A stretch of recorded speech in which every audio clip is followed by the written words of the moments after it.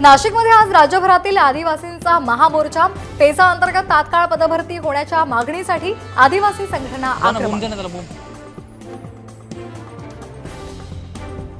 गुजरातमधील वडोदरामध्ये विश्वामित्र नदीचं पाणी शिरल्यामुळे जनजीवन विस्कळीत, तर पुरामुळे एक भली मोठी मगर नागरी वस्तीमध्ये आली।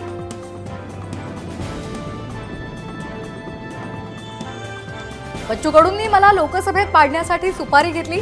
माजी खासदार नवनीत राणांचा बच्चू कडूंवर गंभीर आरोप।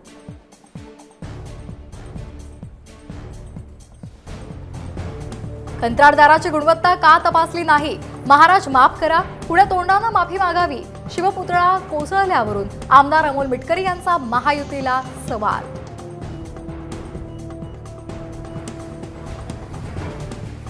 मराठवाड्यातील जायकवाडी धरणातील पाणी साठा 63%। संभाजीनगर जालन्यासह 450 गावांची पाण्याची चिंता मिटली।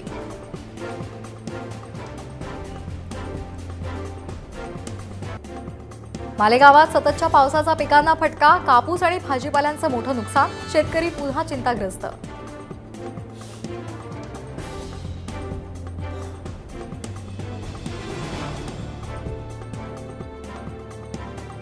छत्रपती संभाजीनगरातील 800 ग्रामपंचायतींचा ऑनलाईन कारभार ठप्प। कर्मचाऱ्यांचा करार संपल्यामुळे नागरिकांना अडचणी, कर्मचाऱ्यांना पुन्हा कामावर घेण्याची अपेक्षा।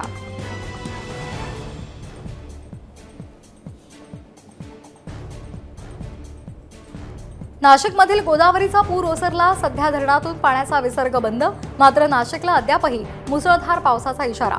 शहर आणि परिसरात पावसाची संततधार सुरूच।